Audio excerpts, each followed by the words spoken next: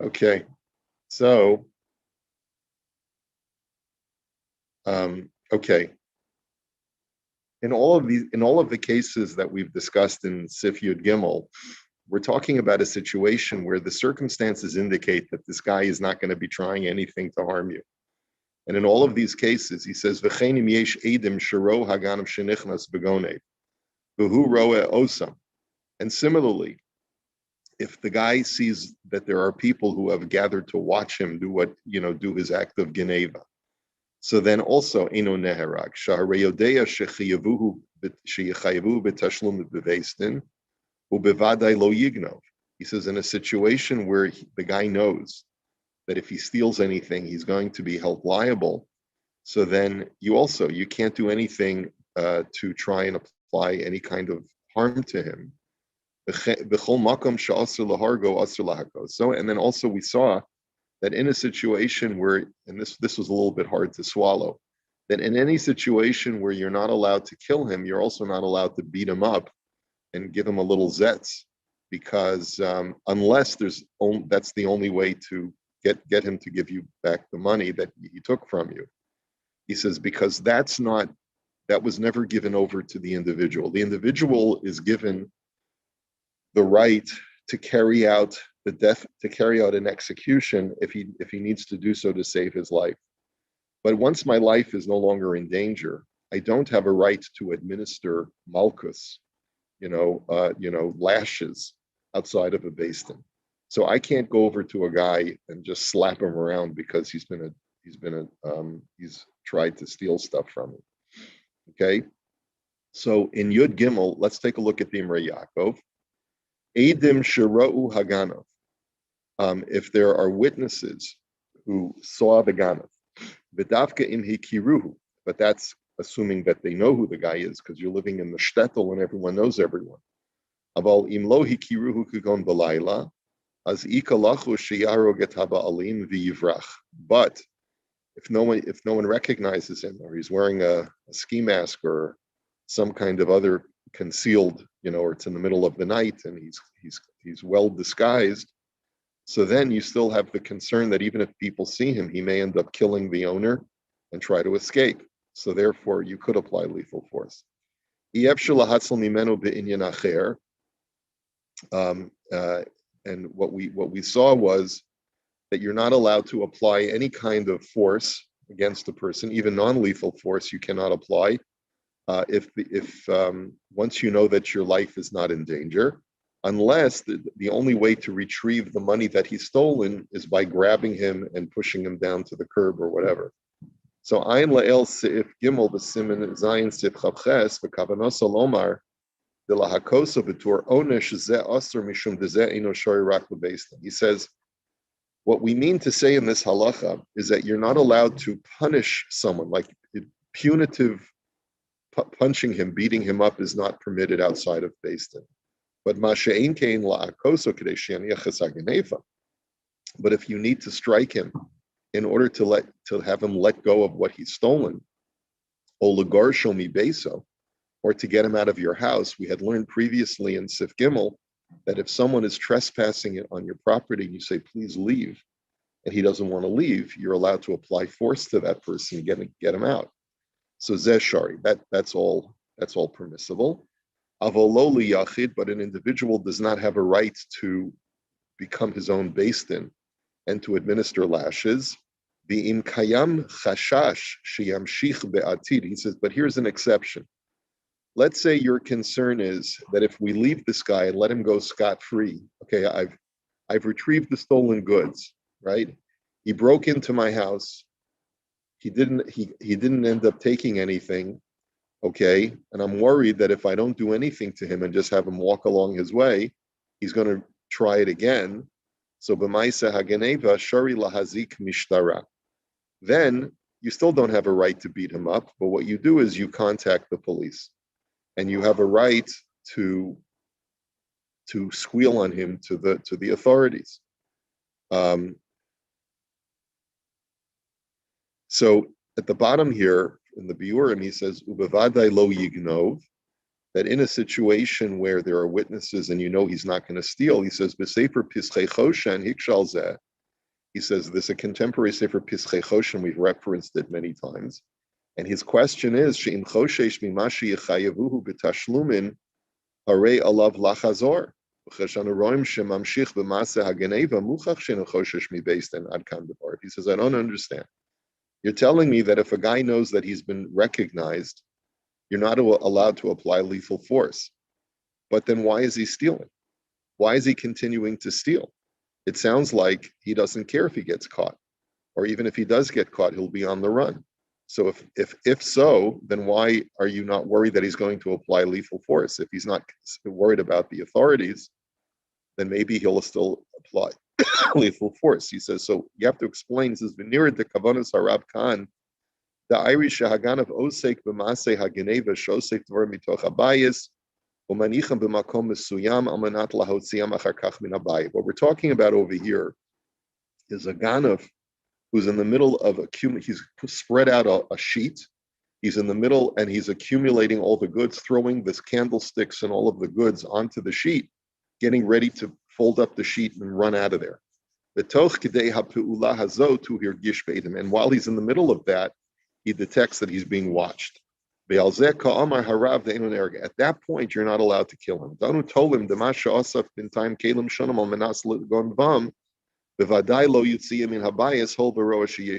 So he says, because we assume that he's not going to run off with the goods, because he realizes that he's been ID'd. So that's what we're talking about over here. In a situation where you know the guy's not going to steal anymore, then you certainly are not allowed to apply lethal force. Okay, let's go on to the next halacha, Yud Dalid. Misha osek b'ziyufim. If a person is a counterfeiter, okay, kagon chaticha. These are all the great traditional Jewish occupations. In times when we had no choice. Right? Misha osek b'ziyufim kagon chatichat matbeot b'malchon shehamalchiot makpidot v'chayotze bazeh. So a counterfeiter is a guy who forges coins. So he forges coins, and it's against the law, right? And it's clear that the government does not permit this. It says v'yesh lachu sheyisakein rabim, and there's a concern that he's going to endanger the public. Now, what does that mean that he's going to endanger the public? So the Jewish community is going to start using his coins, and it's going to come to the attention of the authorities that there's counterfeited currency among the Jews. Okay, and then the government's going to clamp down hard on the Jews. So Dino Kirodev, so he has the din of a Rodev. He's trying to harm the Jewish community. Umasrin, again, you see the whole social structure here is completely different from the modern world, right? So then, Umasrin bo shelo yaseh, and therefore we give him hasra'a. We say you must cease and desist. V'im eno mashgiach mutar l'masr l'malchus, and if he refuses to listen to us, we give him over to the government. We tell the government this is a guy who's forging coins. And we make sure the government knows that no other Jew in our community is doing this except this one guy, Yankel. He's the only one. Please don't take it out on the rest of the community. So you're allowed to squeal on a fellow Jew, even in times when the government is an oppressive, persecuting government, if by letting him go with impunity, it's going to harm the rest of the Jewish community. And this is just like a basic common sense halacha, that no one can claim you're a musser, you're an informant, if you're doing it to protect the integrity and the good name of the Jewish community. And it's for that reason, especially today, that this would hold true. If you know that there's a group of Jews in your community who are doing something illegal and it's going to reflect poorly on the rest of the community, you certainly have a right and even a mitzvah to go ahead and make sure the authorities know about it and get this guy ousted. Okay. And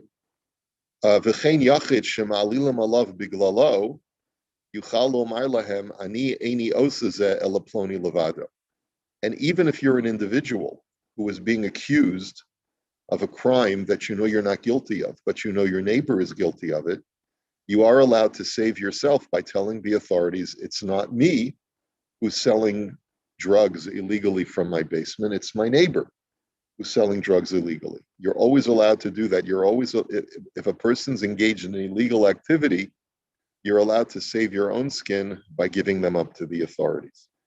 And as we've mentioned, in today's world, when the government is fair and is not anti-Semitic, there's a mitzvah of Masira, even if it's not to save your own skin, even if it's just to protect the integrity of you don't want people to commit crimes. Like I told you, there was a guy on complained to me a few years ago that there was a guy on Esther Crescent that was selling drugs from his home. So he said, is there a prohibition of being a musser? Because he was complaining that there are people, unsavory individuals, who are coming in the middle of the night, like 3 o'clock in the morning, and are hanging around his house. And he's not happy with it. So I said, of course you tell the authorities. It's not even, it's not. What? No special deals for the community. No special discount? Yeah. I don't know. Right. Anyway,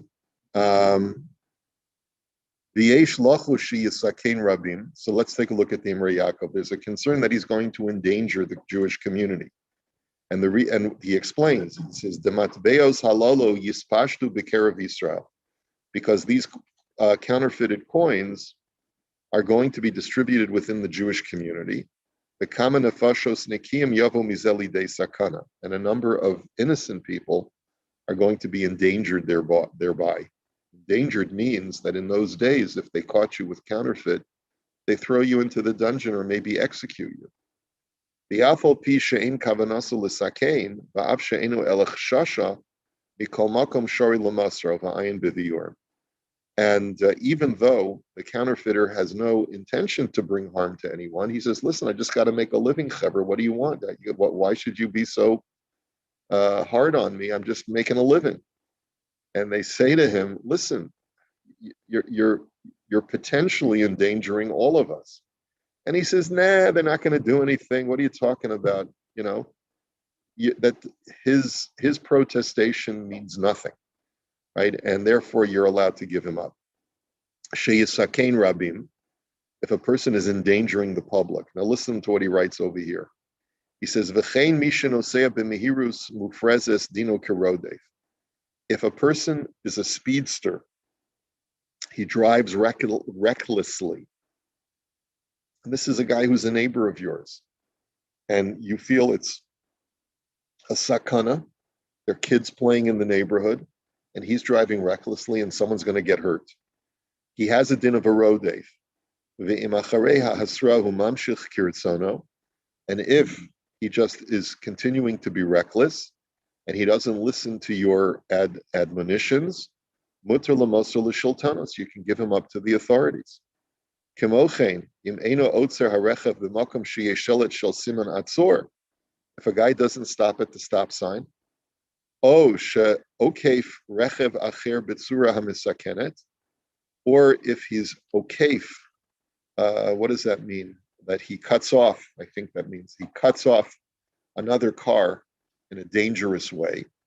Notice he's really a hazardous driver. Im noheg bali rishayon higa, or if he's driving without a license. Kol eluhem bichlal rodef. In all of these situations, he's considered to be a rodef. He's endangering the public. Uvichlal zeh imamid es richvo b'tzura hamisakenet et holchei regel. If he positions his car, like if he parks his car in such a way that it presents a sakana to pedestrians, o machane es richbo al gabe hamadracha. Or let's say he parks his car on the sidewalk, and he forces people to have to walk on the street. You see how far he's going with this. Rav Stern must have had a really negative experience with a guy in his neighborhood. Yeah. No, this is a guy who basically is just parking on the sidewalk. You've seen this in Israel. People park on the sidewalk, and it forces everyone to have to walk in the street. And he says, Makom hamiyuad avor nesias klei rechev, umesukan avor holchei regel. So you've created a hazard by forcing pedestrians to have to walk in the street and endanger themselves. He says, then that there too, you can report this guy and because he's a habitual offender, and have the authorities give him a ticket. But the only thing he says is, you've got to tell the guy, hey buddy, move your car or I'm going to have you towed. You're allowed to do this.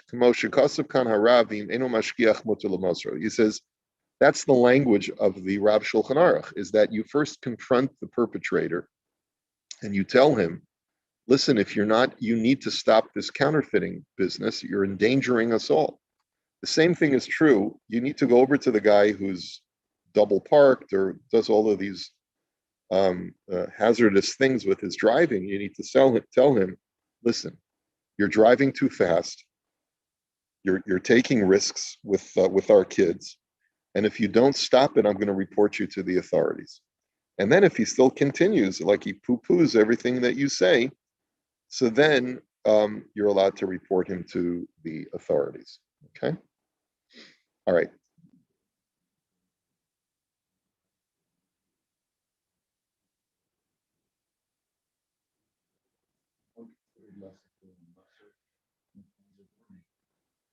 We haven't seen that distinction.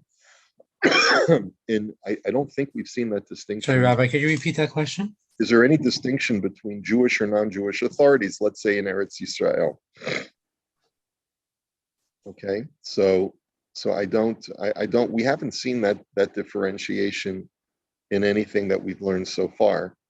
I mean, there was this question as to whether Dina de Malchusa Dina applies in Eretz Yisrael. And Rav Stern generally holds that it does. Like he takes a more conservative position. But there are people who say that the Dina de Malchusa Dina may not even apply in Eretz Yisrael, which is a difficult position to take. But in any event, there was a lot of discussion that we had before about that. You'd have to be assured that the authorities are going to treat the person appropriately. So actually, not overly harshly. Well, that's true.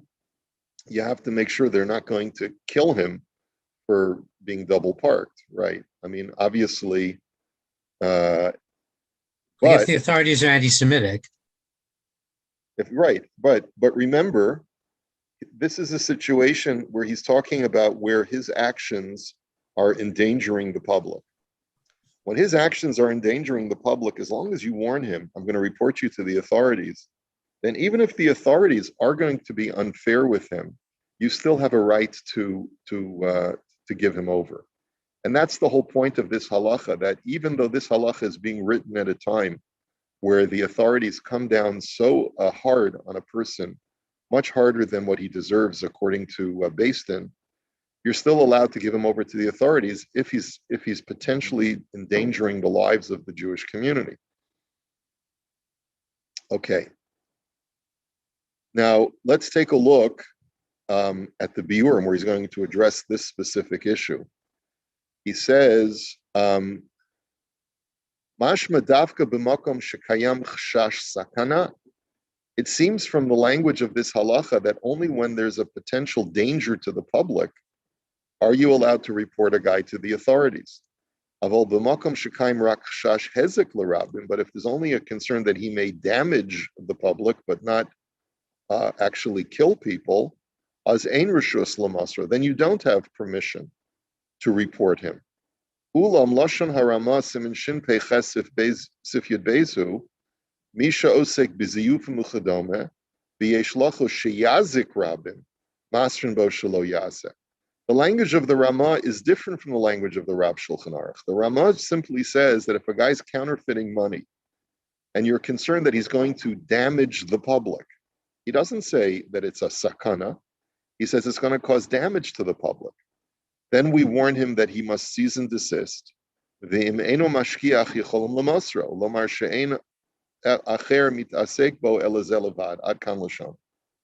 report him to the authorities and you tell the authorities that no other Jew in our community is engaged in this illegal activity except for this guy Yaakov.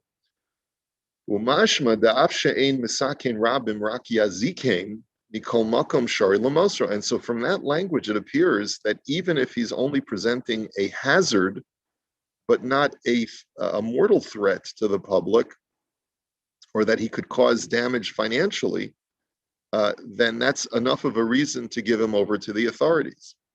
Aval be'emes tzarech iyon.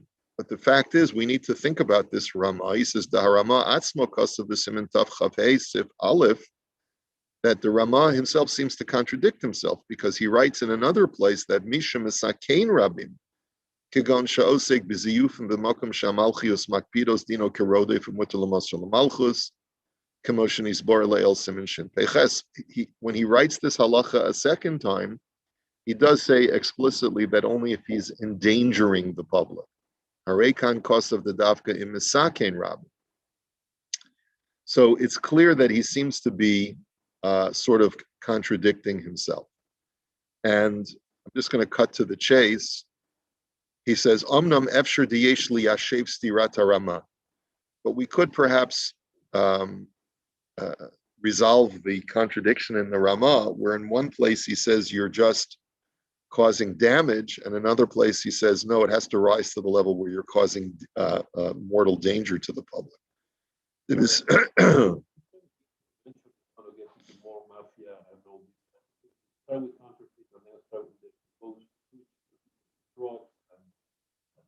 prostitution, yeah. It's possible. I mean, if you're concerned that it's on a downward spiral, that if he starts today with counterfeit, it's going to get the whole mafia involved. So then that would also be a reason to give him over to the authorities, because that in itself is the sakana. That today it's not creating a danger, but you see where it's headed. That's also justification. But he says, let's see if we can explain the contradiction in the Rama. He says, the b'simin shin peiches mari she'ein chashash sakana l'mezayev. He says, in simin shin peiches, it's talking about where there's no sakana to the person who's doing the counterfeiting. Shaharei harama lo hizkir sham shahamalchios makpidos. There, the government is not such a hardline government.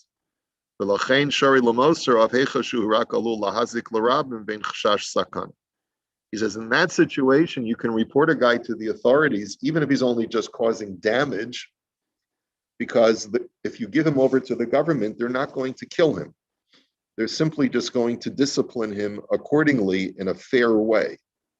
Kevin shagami mimsur oso gam lo ein sakanas nefesh. There's no danger to his life. Mashain came b'simin tav chav hey sham kasav aram b'makom sham alchios makpidos v'rotzalomer demari heicha sham azayif alul lekabel onesh maves.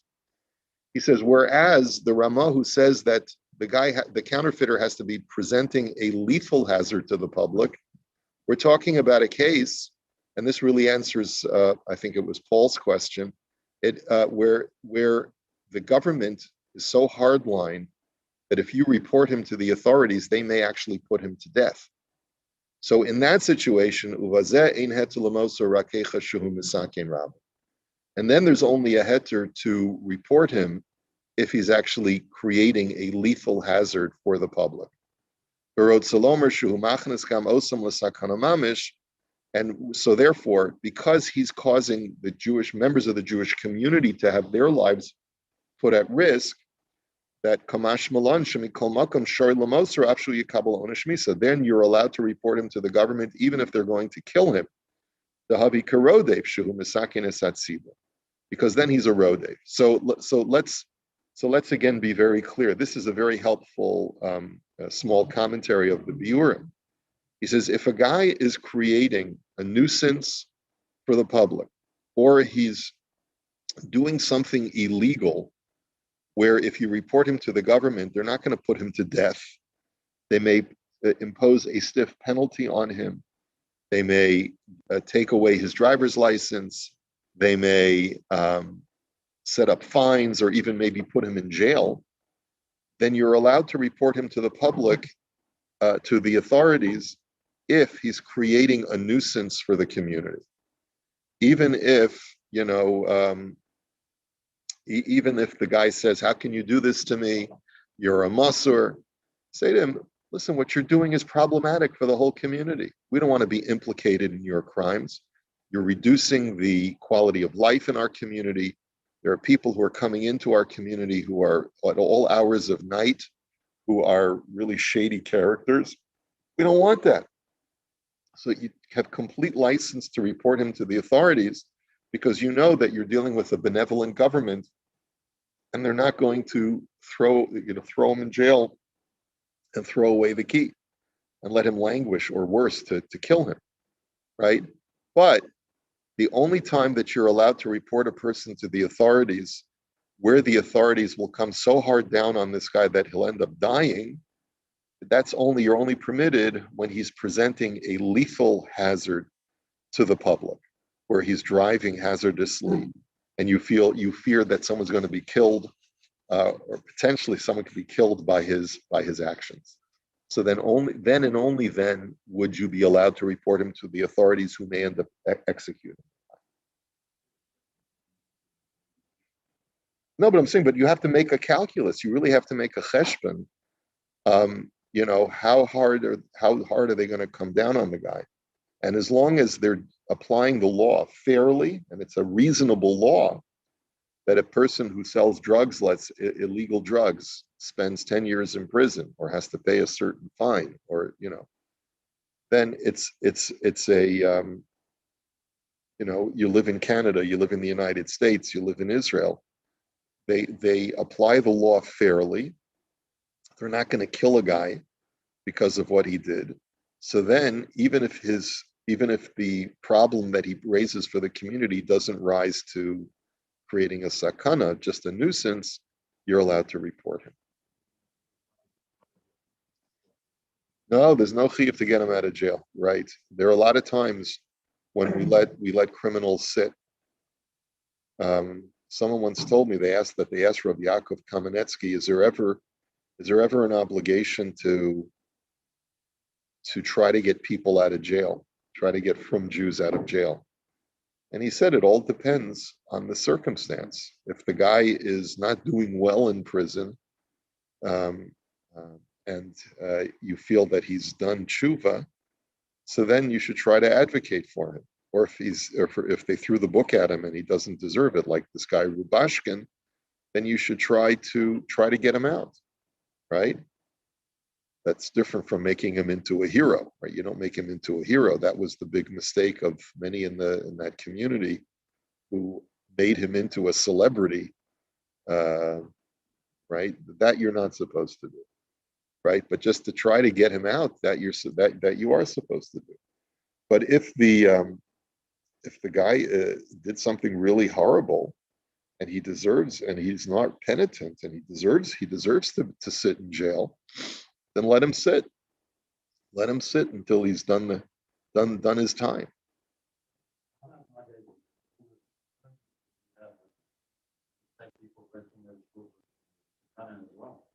This is an excellent question. Errol just asked the question.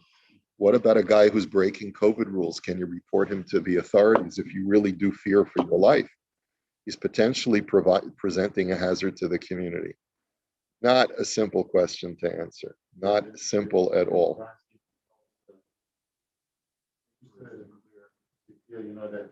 I think that if a guy is providing to the community false papers, no question that you report him.